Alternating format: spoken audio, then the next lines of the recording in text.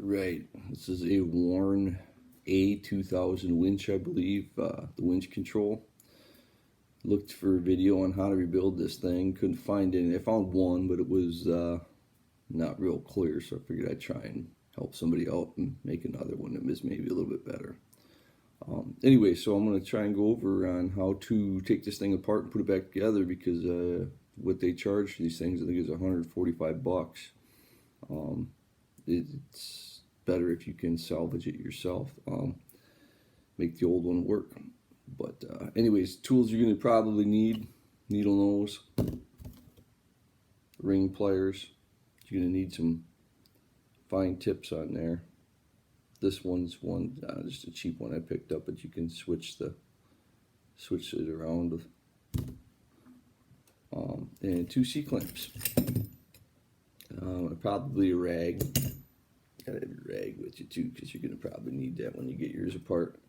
But anyways, on the back of this thing, you take it off. It just mounts these 4 holes here, mounts down to your deal. Anyone that can't figure that one out. But anyways, there's ring pliers. Just where you're gonna need your ring pliers. There's a ring in here. Now there's a retainer ring, and then there's a washer underneath this. So I don't know if you can see it in there or not. I'll try and get my flashlight here. We'll give it another shot. Right, got the flashlight. Okay, you can see that better. There's a ring in there. Just be careful. Take that spring retaining clip off. Okay. I'm gonna try and do that here quick in front of the camera. If it gets me too long, I'll edit it out. But one other thing you need when you get to my age: cheaters.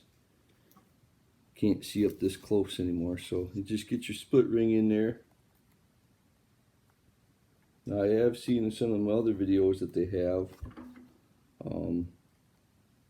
that there's not a split ring on there, and I can't attest to the rest of these things are out floating in circulation.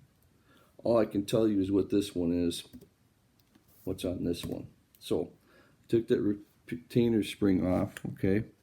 And this comes apart. Now be careful, because there's spring components in there. I would take this piece with the bolts, have that facing up, and then just gently lift it up, because there's a spring in there and it's loaded, okay? This is what this looks like. I've cleaned mine up already. You take yours apart, it's probably going to be a shit show.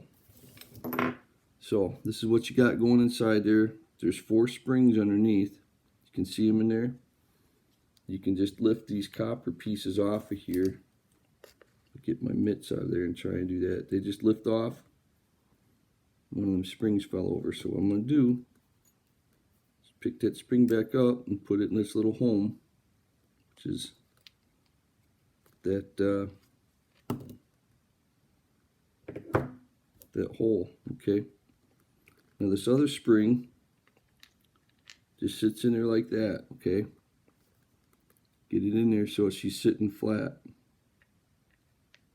Now, gotta quit tilting this damn thing.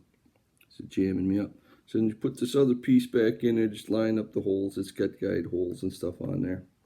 And here's where it gets tricky, putting it back together. So what you gotta do, these spring arms here,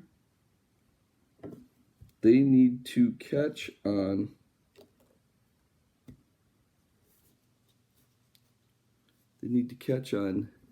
these pieces up here, right here. I'm trying to do this backwards. But them spring arms are there's gonna be one up here and one down here. So when you put that in there, go at an angle to hook them spring jaws and then press it down flat and in. So again, when you look at this, you'll see that 2 of these come down further. You see what I'm saying? This piece and this piece, that spring has to hook on.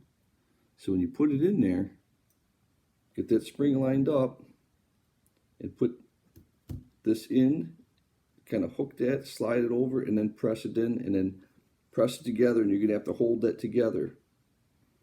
So I'll see if I can get it here in the other thing is put that damn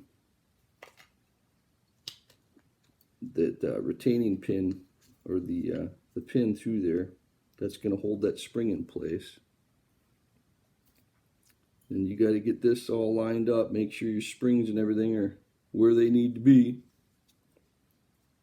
And again, it's kind of a tricky deal to get it in there. But when she goes, she goes.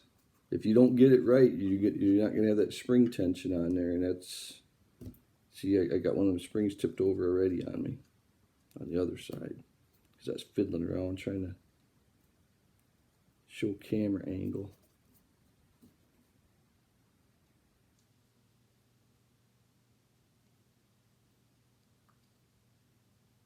Alright, at this point, once you get that together, make sure that damn spring tension's on there.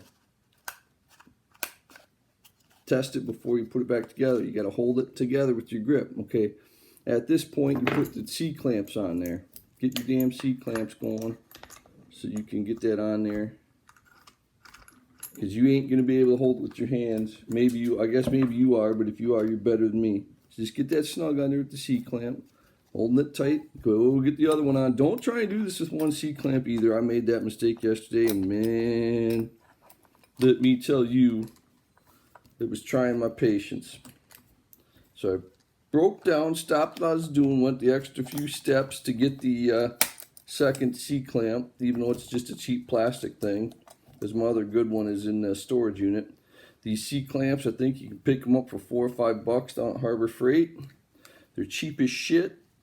I would suggest going down there and buying a pile of the damn things, because when you need them, they're worth their weight in gold. So now, if you don't have these clips, what happens is, if you don't have these, you can't get this pin seated far enough back in order to get them washers and retaining clip back on there. So what you do, take your washer and put it back on there. Get it on there, and take your needle nose and tap that damn washer where it needs to be. Get that sitting in there. And what you want to do is take your retaining clip spring. Be careful, because if this thing shoots off there, you're going to be sucking buttermilk. There. Get that back on there. Okay? And then tap it with that needle nose. Make sure it's in that groove. Kind of smack it around a little bit. Push in on there. You want to make sure that damn thing's in there, because I wouldn't even want to go to the hardware store. And then I get in there with the needle nose. Just make sure she's tight. Okay? Take your clamps off. Again, if you don't have some of these C-clamps, you're going to need it for this project. I wouldn't even try it. If you ain't got the C-clamps, I wouldn't even try it without them. It's going to drive you crazy. You're going to get pissed off. You're going to break something. And then you're going to be screwed and have to spend $145 for the new switch. So when you get done with it, it should be spring-loaded both ways. If it doesn't come back to the original position, that means you didn't hook that spring in there and it's hinky. So you got to take it apart and get it back in there. But again, if you take it apart, this side down, this is, and then keep it there and lift it up. Otherwise, what's going to happen is all them parts in this thing are going to fall out, and you're going to be scratching your head saying, how in the hell did that go in there? So very important, keep this apart, and the rest is kind of self-explanatory, except for hooking that spring. That was another thing I just had problems with. I couldn't figure out how that spring tension initially. But what was happening is when I was putting it back in there, it wasn't hooking that edge of that spring and moving it over. It was just compressing it, and that wasn't getting it. So anyways, hope that helps. Good luck.